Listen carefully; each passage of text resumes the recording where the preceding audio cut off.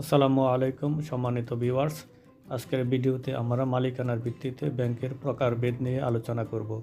Bank সংক্রান্ত বিভিন্ন video ধারাবাহিকভাবে দেখতে চ্যানেলটি সাবস্ক্রাইব করে আমাদের সঙ্গেই থাকুন।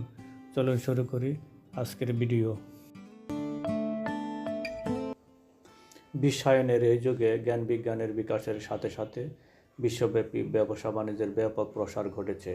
আর ব্যবসা বাণিজ্যের প্রসারের সাথে সাথে ব্যবসায়ীদের ব্যাংকিং সেবার চাহিদাও হয়েছে বহুমুখী। এই বহুমুখী চাহিদা মেটাতে ব্যাংকগুলো নিত্য নতুন সেবা দিয়ে আসছে। বিশেষ বিশেষ ক্ষেত্রের উপর বিশেষায়িত ব্যাংকের সংখ্যাও বাড়ছে। এই সমস্ত ব্যাংকগুলোর মালিকানা, গঠন প্রণালী ও কাজের ধরনও আলাদা। নিচে এই তিন দৃষ্টিভঙ্গি থেকে ব্যাংককে তিনটি শ্রেণীতে ভাগ করে দেখানো হলো।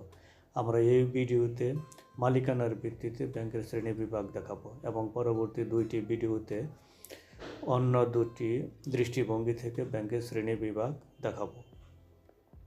এখানে আলোচনা করছি মালিকানার ভিত্তিতে ব্যাংকের শ্রেণী বিভাগ। অর্থনৈতিক ব্যবস্থার সাথে মিলে রেখে বিশ্বে বিভিন্ন দেশে বিভিন্ন মালিকানায় ব্যাংক গঠিত হয়েছে। নিচে মালিকানার ভিত্তিতে ব্যাংকের চারটি শ্রেণী বিভাগ আলোচনা করা হলো। 1 নম্বরে সরকারি ব্যাংক। যে ব্যাংক কোনো একটি দেশের সরকারি মালিকানায় পরিচালিত, সংগঠিত ও নিয়ন্ত্রিত হয় তাকে ওই দেশের সরকারি ব্যাংক বলে। সরকারি ব্যাংক সরকারের নিজ উদ্যোগে প্রতিষ্ঠিত হতে পারে অথবা অন্য কোনোভাবে প্রতিষ্ঠিত ব্যাংক জাতীয়করণের মাধ্যমে সরকারি মালিকানায় আনা হতে পারে। আমাদের দেশে কৃষি ব্যাংক, সোনালী ব্যাংক, অগ্রণী ব্যাংক, জনতা ব্যাংক ইত্যাদি সরকারি ব্যাংকের উদাহরণ।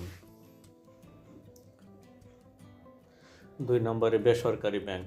যে ব্যাংক কোনো ব্যক্তি বা বেসরকারি প্রতিষ্ঠানের উদ্যোগে ও মালিকানায় গঠিত, পরিচালিত ও নিয়ন্ত্রিত হয় তাকে বেসরকারি ব্যাংক বলে। বেসরকারি ব্যাংকগুলো কেন্দ্রীয় ব্যাংকের তালিকাভুক্তির মাধ্যমে সরকারের পরোক্ষ নিয়ন্ত্রণে পরিচালিত হয়। বাংলাদেশের national bank limited, AB bank limited, Islami bank limited, the city bank limited ইত্যাদি এ জাতীয় ব্যাংক। 3 নম্বরে যৌথ মালিকানাধীন ব্যাংক। যে ব্যাংক সরকারি ও বেসরকারি যৌথ উদ্যোগে ও মালিকানায় গঠিত, পরিচালিত ও নিয়ন্ত্রিত হয় তাকে সরকারি ও বেসরকারি যৌথ মালিকানাধীন ব্যাংক বলে।